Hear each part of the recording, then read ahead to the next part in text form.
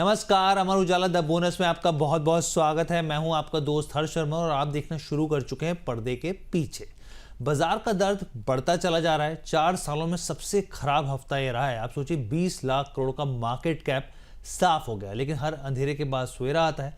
इसी सोच के साथ आगे बढ़ते हैं यहाँ पर और उन शेयरों की चर्चा करते हैं जिसमें ज़बरदस्त एक्शन देखने को मिला और अगले हफ्ते भी यहाँ पर एक आप देखिए मोमेंटम देखने को मिल सकता है और खासतौर पर ब्रोकरेज क्या कहती है उन स्टॉक्स के बारे में। तो चलिए पहली खबर की बात करते हैं, जहां बाजार का बुरा हाल है, लगातार दबाव बढ़ता हुआ दिख रहा है। एक स्मॉल कैप ऐसा शेयर रहा जिसमें जबरदस्त तेजी देखने को मिली। यहाँ पे 5 दिनों के अंदर 16% से ज्यादा चढ़ गया। हम बात कर रहे हैं टेक सोल्यूशन की। आप ये समझिए 41 के भाव पर आ गया यहाँ पे शेयर। अब खबर क्या निकल के आई? खबर जैसे ये निकल के आई, एंथ्रोपिक के क्लाउड एआई के साथ कंपनी ने जो है अपने सिस्टम को जोड़ने का ऐलान किया है। एंथ्रोपिक के बारे में आप जानते होंगे, यही वो कंपनी थी जिसने एक नया एआई टूल लॉन्च किया था, जिसके बाद टीसीएस और तमाम आईटी के स्टॉक्स, दुनिया भर के फाइनेंशियल स्टॉक्स जो है वो क्रैश होते हुए दिखे थे यहाँ पर। अभी फिलहाल तो देखिए एंथ्रोपिक का जो है वो अमेरिका के साथ कलेश चल रहा है, यहाँ पे मुकदमा चल रहा है यहाँ पे, लेकिन कंपनी ने इसको अपने साथ सोल्यूशन जो टेक सोल्यूशन है उसने इसको जोड़ा है अपने साथ। अब इससे फ़ायदा क्या होगा? देखिए एआई का इस्तेमाल जो होता है वो जटिल यानी टफ मेडिकल जो क्लिनिकल और ऑपरेशनल डाटा को सुरक्षित करने के लिए कंपनी का इसका इस्तेमाल करेगी। बड़े पैमाने पर जो प्रोसेस करने के लिए जो डाटा होता है उसमें इस्तेमाल करेगी। इससे आने वाले प्लेटफॉर्म्स को फ़ायदा मिलता हुआ दिखेगा और इन सभी प्लेटफॉर्म की जो क्षमता है वो एआई इंटीग्रेशन से मजबूत होगी यहाँ पर। तो इस लिहाज से जो है स्टॉक में एक तेज़ी बनती हुई दिखी है। आगे बढ़ते हैं। इस हफ्ते सरकार के फैसले से चुनिंदा शेयरों में एक जबरदस्त तेजी देखने को मिली। Delta water and infra solution की बात कर लीजिए, चाहे फिर ईएमएस लिमिटेड की बात कर लीजिए, 20% तक चढ़ते हुए दिखे। और इतना ही नहीं, शक्ति पंप से लेके इंडियन ह्यूम पाइप कंपनी हो गया, विष्णु प्रकाश आर पुगलिया हो गया, या वाटेक वावैक केईसी इंटरनेशनल हो गई, ये भी 10 से 20% तक चढ़ते हुए दिखे हैं। ये सभी निफ्टी स्मॉल कैप इंडेक्स के टॉप गेनर्स बनकर उभरे। अब ऐसा क्या हो गया? तो भाई इसके बारे में जान लेते हैं यहाँ पे। दरअसल क्या हुआ यहाँ पे, जो तमाम वाटर मैनेजमेंट स्टॉक्स हैं या फिर पंप एंड पाइप सेक्टर से जुड़े जो स्टॉक्स हैं, इसमें खबर निकल के ये आई कि जो यूनियन कैबिनेट ऑफ इंडिया है उसने जल जीवन मिशन को 2028 तक बजट बढ़ाने की मंजूरी दे दी है। अब उसके बाद हुआ क्या, जो आप एक एग्जांपल के तौर पे मैं आपको सुनाता हूँ। देखिए जैसे डेल्टा वाटर इंफ्रा सोल्यूशन है, उसके पास योजना के उसके जो प्रोजेक्ट की बात करें 400 करोड़ के 3 प्रोजेक्ट हैं। इसी तरीके से जो प्रोजेक्ट हैं वो बढ़ते हुए दिखेंगे, स्टॉक में तेजी देखने को मिलेगी और इसलिए जो है शेयर यहाँ पर पंख लगते हुए इसमें दिखे। सरकार ने जल जीवन मिशन में कुल 8.69 लाख करोड़ का बजट किया है, मंजूरी दे दी है। और ये आप समझिए कि पहले जो केंद्र सरकार जो थी करीब 2 लाख करोड़ के आसपास यहाँ पे निवेश करने जा रही थी, लेकिन अब 3.5 लाख करोड़ तक ये बढ़ता हुआ दिखा है और इसी वजह से स्टॉक में जान फूकती हुई दिखी है और तेज़ी बढ़ती हुई दिखी है। आगे बढ़ते हैं। कोल इंडिया की बात करते हैं, इसको ब्लैक डायमंड भी कहा जाता है स्टॉक को यहाँ पर। अब कोल सेक्टर में देखिए हुआ क्या है यहाँ पर, क्यों तेजी आई इस शेयर में, इतनी ज़बरदस्त तेजी आई। हफ्ते में तो 5% चढ़ा है, लेकिन पूरे महीने भर के अंदर अगर आप देखें तो 15% तक ये स्टॉक चढ़ गया। भाव 470 के आसपास पहुँच गए यहाँ पे। अब इसकी वजहों के बारे में जान लेते हैं। जिस तरह से युद्ध के चलते क्रूड और गैस की किल्लत हो रही है, ऐसे में देखिए फॉसिल फ्यूल से जुड़े जो शेयर हैं उसकी तेज़ी की मांग जो है वो बढ़ती हुई दिख रही है। दूसरा कारण क्या है, गर्मी हम देख रहे हैं यहाँ पर, जैसे जैसे गर्मी पीक पे जाएगी वैसे वैसे कंपनी को फायदा होगा। तीसरा, ब्रोकरेज काफ़ी बुलिश है इसके ऊपर। जेफरीज जो है उसने खरीदारी की सलाह दे दी है यहाँ पर और उन्होंने जो टारगेट्स दिए हैं वो 450 रुपये से बढ़ाकर 485 रुपये तक कर दिए यहाँ पे। ब्रोकरेज फर्म अगर जेफरीज की सुने आप तो वो ये कहते हैं कि वित्त वर्ष 2026 से 28 के लिए कोल इंडिया लिमिटेड की जो इनकम अनुमान है वो लगभग 1 से लेकर 4% तक बढ़ सकते हैं। ये नंबर जो है अपने आप में 4% आपको छोटा देखता होगा, लेकिन इनकम जब बढ़ती है ना करोड़ों में तो वो आपको दिखेगी, यहाँ पे हज़ारों करोड़ों में स्थिति बदलती हुई दिखती है। तो ये जो बदलाव है मुख्य रूप से इसलिए होगा क्योंकि कोयला ई नीलामी में जो अधिक प्रीमियम से जो कंपनी है वो ज़्यादा प्रॉफिट होने की उम्मीद है। पहले प्रीमियम कम था ये ऑक्शन में, लेकिन अब ज़्यादा हो गया तो कंपनी को फ़ायदा होगा, यहाँ पर वॉल्यूम रिकवरी होगी। और साथ ही आप देखिए यहाँ पे कोल इंडिया का अगर प्रति शेयर आय के हिसाब से आप देखें ना, लगभग 21% की गिरावट ऑलरेडी आ चुकी है। लेकिन अब यहाँ पर जो ब्रोकरेज हैं वो काफ़ी बुलिश हैं, आय में सुधार की बात कर रहे हैं यहाँ पर और प्रतिवर्ष जो है एक अच्छी तेज़ी की उम्मीद यहाँ पर जता रहे हैं। अगली कंपनी की बात करते हैं, यहाँ पर अगले कई स्टॉक्स की बात करते हैं। देश में एलपीजी को लेकर जो बढ़ती चिंता है, उस बीच इलेक्ट्रिक किचन अप्लायंसेस बनाने वाली जो कंपनियां हैं उसके जो शेयर्स हैं उसमें ज़बरदस्त तेजी देखने को मिली, आग लगती हुई दिखी यहाँ पे।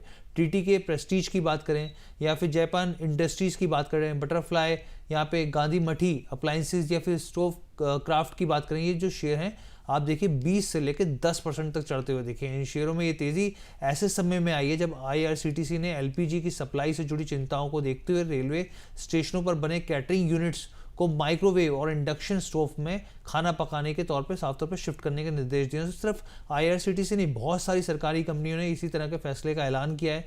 आप अगर बड़े रेस्टोरेंट में जाएं तो वहाँ पर भी यही स्थिति देखने को मिलेगी। अब आपको ये चीज़ समझनी होगी कि भारत में LPG की जो बड़ी खपत जो है वो देखने को मिलती है। करीब हर साल लगभग 3.13 करोड़ टन से ज़्यादा की यहाँ पे खपत होती है यहाँ पे, और इसमें से करीब 87% जो इस्तेमाल है वो घरेलू रसोई के लिए होती है। बाकी हिस्सा होटल, रेस्टोरेंट और दूसरे कमर्शियल जगहों में होती है। देश का कुल LPG की ज़रूरत जो है वो लगभग 62% का हिस्सा जो है हम लोग इम्पोर्ट करते हैं। और अमेरिका इसराइल में जो युद्ध हो रहा है और हम लोग लगातार देख रहे हैं यहाँ पे जो मुख्य समुद्री मार्ग था यहाँ पे वो इम्पैक्ट होता हुआ दिखा है, और इसी वजह से यहाँ पे जो स्थिति है वो देखने को मिल रही है और महंगाई जो है वो बढ़ती चली जा रही है, और ऐसे में जो है निवेशक कंसर्न है। एक और इम्पॉर्टेंट बड़े स्टॉक की बात करते हैं, इंटरग्लोब एविएशन यानी कि इंडिगो की। इस हफ्ते शेयर में हलचल देखने को मिली। कंपनी के CEO पीटर एल्बर्स के इस्तीफे के बाद इंडिगो के शेयर में एक अच्छी तेजी देखने को मिली। निफ्टी के टॉप गेनर बनता हुआ दिखा, हालांकि बाद में मुनाफा वसूली भी हावी हुई। कंपनी के को फाउंडर राहुल भाटिया जो है वो अभी फिलहाल के लिए अंतरिम CEO बने रहेंगे। उधर ब्रोकरेज जो फर्म्स है जेफरीज और HSBC जो है वो काफ़ी बुलिश दिख रहे हैं। दोनों ने इस शेयर को लेकर खरीदारी की सलाह दी है। लीडरशिप में बदलाव के बाद HSBC और जेफरी समेत कई ब्रोकरेज जो हैं वो ये मानना है कि भाई ये जो मौका है इस समय खरीदारी का है। अगर ये गिरावट है भी तो एक अपॉर्चुनिटी के तौर पे देखी जा सकती है। यहाँ पे HSBC ने इंडिको के स्टॉक में आप ये समझिए कि 5,860 रुपये प्रति शेयर के भाव के टारगेट्स दिए हैं, खरीदारी की सलाह दी है। उनका कहना है कि एल्बर्ट्स ने निजी कारणों के हवाला देते हुए पद को छोड़ा है यहाँ पे। हालांकि हम सब जानते हैं स्थिति क्या थी यहाँ पे, जिस तरीके से पैनिक क्रिएट होता हुआ दिखा था यहाँ पे, उसके बाद सरकार का इंटरफेयर हुआ था, एंट्री होती हुई दिखी थी। और उनका HSBC का ये भी मानना है कि एयरलाइन ऑपरेशनल एफिशिएंसी जो है कंपनी की बहुत बेहतर है और एक बेहतर स्थिति आने वाले दिनों में भी देखने को मिलेगी। इस हफ्ते गैस कंपनियों के शेयरों में भी एक जबरदस्त तेजी देखने को मिली। सिटी गैस डिस्ट्रीब्यूशन और गैस इंफ्रास्ट्रक्चर कंपनियों के जो शेयर हैं उसमें धुआंधार तेजी आई है। मध्य पूर्व में जिस तरीके से लड़ाई चल रही है उसका असर क्रूड ऑयल पर और गैस की सप्लाई पर देखने को मिल रहा है। सरकार तेल और गैस की संभावित कमी से निपटने के लिए ज़रूरी कदम उठा रही है, और इसमें सबसे दिलचस्प एक स्टॉक रहा है अडानी टोटल गैस। 5 दिनों के अंदर 25% तक चढ़ गया। आप देखिए भाव 609 रुपये पे आया, हालांकि उसके बाद गिरावट आई 573 पर भी आया, लेकिन एक धुआंधार तेजी देखने को मिली। उसके बाद गुजरात गैस की बात कीजिए, गुजरात स्टेट पेट्रोनेट की बात कीजिए, इन तमाम शेयरों में एक अच्छी रौनक बनती हुई दिखी है। लेकिन हालांकि शुक्रवार को एक मुनाफा वसूली भी आई, लेकिन ओवरऑल हफ्ते के हिसाब से देखें तो पॉजिटिव ट्रिगर आपको दिखेगा। सरकार ने देश में रिफाइनिंग कंपनियों की LPG का उत्पादन बढ़ाने को साफ तौर पे कहा है। सरकार का मानना है कि उत्पादन बढ़ने से घरों में इस्तेमाल के लिए LPG की कमी पैदा नहीं होगी, और यहाँ पर अधिकारियों की तरफ से भी LPG को लेकर जो सप्लाई है पूरा करने के लिए बात कही है। बोला है कि 10% और सप्लाई जो है आप बढ़ाई है यहाँ पर। और रिलायंस इंडस्ट्रीज़ की तरफ से भी जामनगर में जो LPG का उत्पादन है उसमें भी तेज़ी से बढ़ोतरी का फैसला किया गया। एनवायरो इंफ्रा इंजीनियर्स की बात करते हैं। इस कंपनी में एक अच्छी तेज़ी इस हफ्ते आई, 12% तक चढ़ गए, 170 का हाई बनाया। कंपनी जो है औरंगाबाद बिहार में जो सीवरेज नेटवर्क है उसके लिए कंपनी को एक बड़ा प्रोजेक्ट मिला करीब 411 करोड़ का, और इस वजह से स्टॉक जो है वो भागता हुआ दिखा। कंपनी ने कहा कि उसे जो है बिहार के urban infrastructure development corporation limited से इस बारे में एक एक्सेप्टेंस लेटर मिला है। यहाँ पे ये जो कॉन्ट्रैक्ट है अमृत 2.0 के तहत Aurangabad sewage network STP scheme के लिए यहाँ पर ये जो है जो कॉन्ट्रैक्ट है वो मिलता हुआ दिखा है यहाँ पे।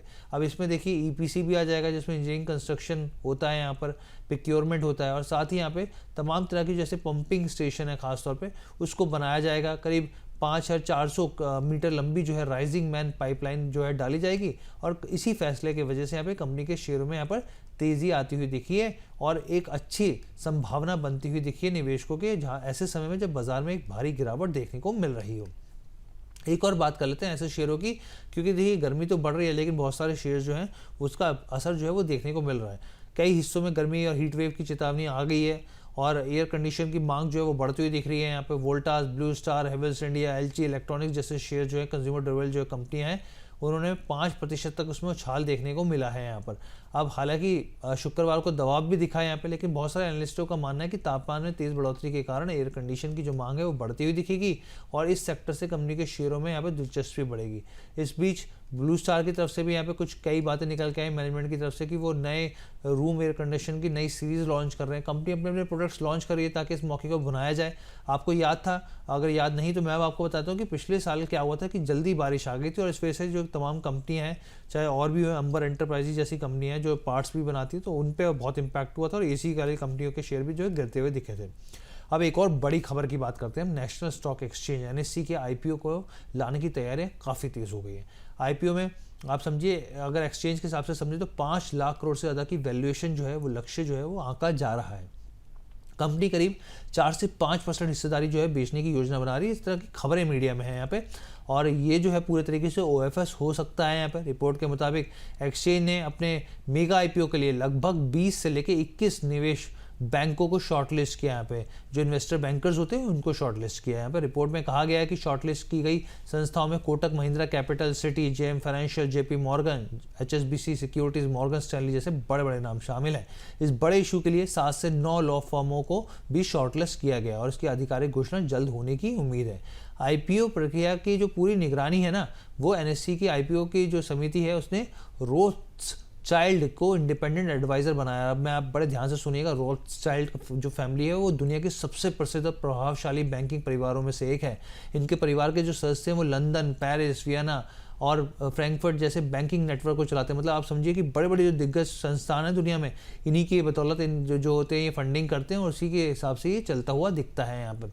अब ये तो आपको क्लैरिटी दे दी हमने यहाँ पर। अब यहाँ पे ये भी समझिए जो बुक लीडिंग मैनेजर्स हैं उसमें, और ख़ासतौर पे जो कानूनी सलाहकार हैं, उनको लेकर जो है प्रक्रिया जो है इसमें होती हुई दिखेगी और बहुत ही जल्द इसको लेकर कुछ बड़े ऐलान होते हुए भी दिख सकते हैं। अब एक कंपनी की लिस्टिंग के बारे में बात करते हैं। इस हफ्ते सेडमैक जो मैकाट्रॉनिक्स है उसकी लिस्टिंग होती हुई दिखी और बहुत ही शानदार, अनएक्सपेक्टेड थी। उम्मीद नहीं थी कि भाई इस लिहाज से इस लेवल पे लिस्टिंग होती हुई दिखेगी, लेकिन रिस्पांस आता हुआ दिखा अच्छा। IPO का आप समझिए भाव जो था वो 1352 रुपये था। BSE पर इसकी लिस्टिंग कितने पे हुई? करीब 1510 के ऊपर। NSE पर कितने पे लिस्टिंग हुई?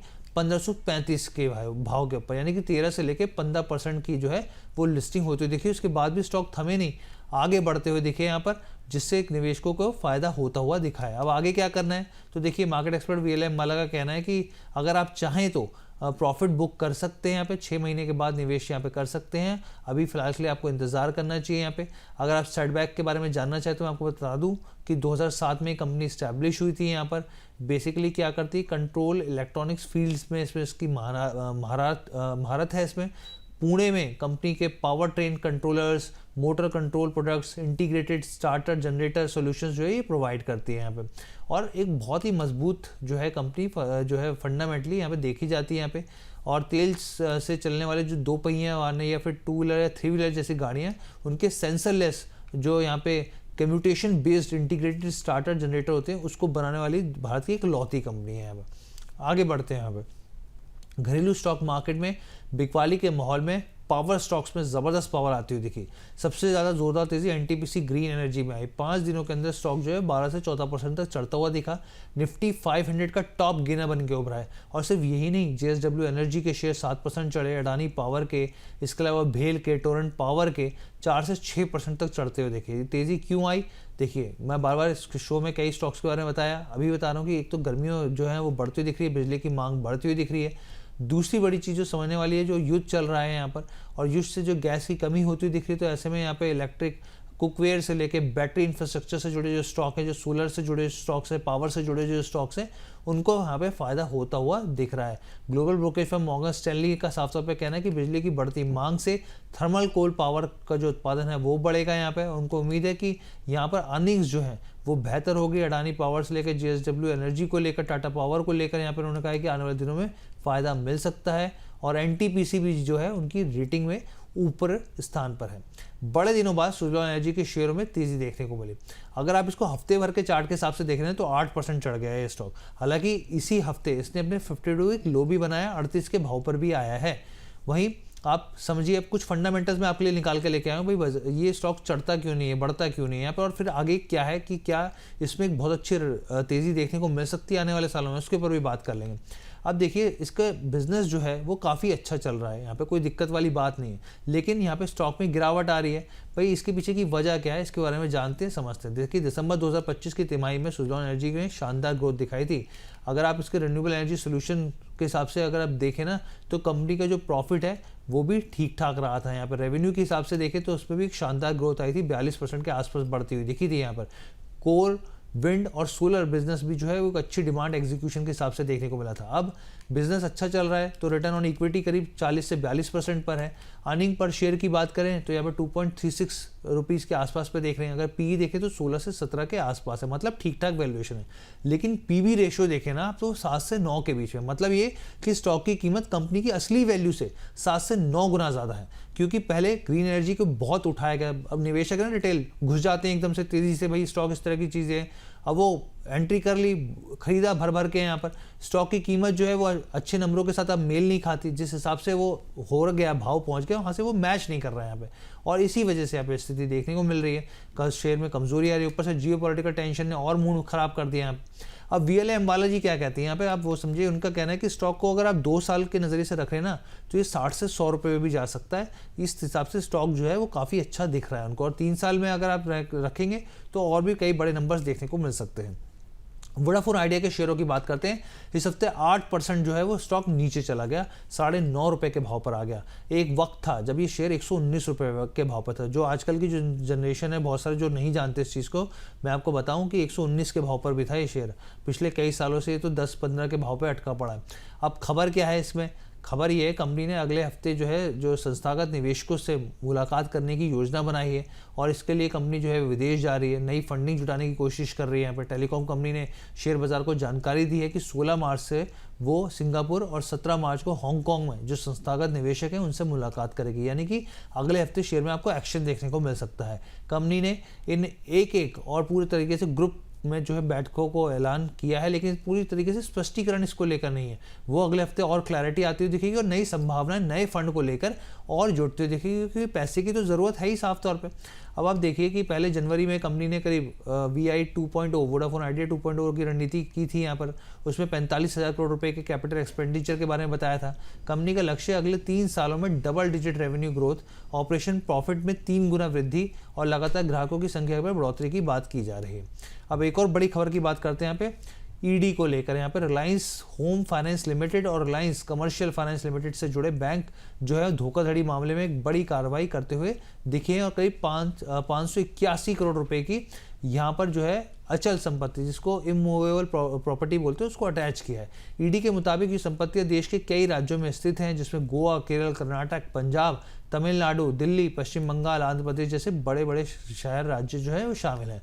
ईडी ने बताया कि भाई इसमें करीब RHFL और RCFL और रिलायंस कम्युनिकेशन से जुड़े बैंक के धोखाधड़ी के मामले हैं, जिसमें 15,729 करोड़ रुपए से ज़्यादा की संपत्तियां शामिल हैं। ताज़ा कार्रवाई जो है रिलायंस ने जो है यहाँ पे अनिल अंबानी के ग्रुप से जुड़ी कुछ कुल संपत्तियों के हिसाब से देखें तो 16,310 करोड़ रुपए तक पहुँच गई हैं। ईडी ने इस मामले की जांच में आप ये समझिए 22 जुलाई 2025 को शुरू की थी, और ये कार्रवाई सीबीआई ने जांचों को आगे बढ़ाया यहाँ पे। और फिर जो है खासतौर पे जो कर्जदाता थे, जैसे येस बैंक हो गए, यूनियन बैंक ऑफ इंडिया होगा या फिर बैंक ऑफ महाराष्ट्र होगा, उनकी शिकायत पर कार्रवाई करी। और उसके बाद जो है लगातार जो चीज़ें हम लोग देख रहे हैं, लगातार संपत्तियां अटैच हो रही हैं यहाँ पर, और जो दूसरे राज्यों में जहाँ पर भी जो चीटिंग होती हुई देखी है उसके ऊपर एक्शन होता हुआ दिखा है। अब हम लोग बात करते हैं यहाँ पे एक और मजबूत कंपनी बजाज ऑटो की। यहाँ पर अब महाराष्ट्र सरकार ने एक बड़ा एक्शन लिया यहाँ पे। क्या एक्शन लिया यहाँ पे, और जिसके चलते स्टॉक धड़ाम हो गया। दरअसल महाराष्ट्र सरकार ने ऑटो रिक्शा परमिट जारी करने को लेकर अस्थायी रूप से रोक लगा दी यहाँ पर। अब जाहिर सी बात है इसका असर कंपनी पे, अगर आप मुंबई महाराष्ट्र में जाइए तो आपको यहाँ पे इस कंपनी के ऑटो जो है 3 व्हीलर्स आपको दिखेंगे यहाँ पर।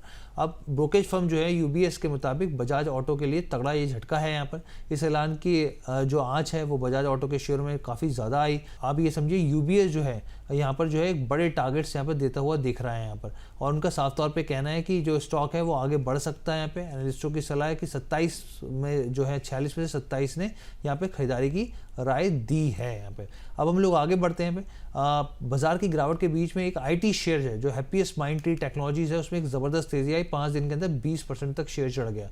स्टॉक ने करीब 454 रुपये का इंटरडे हाई के लेवल को टच किया।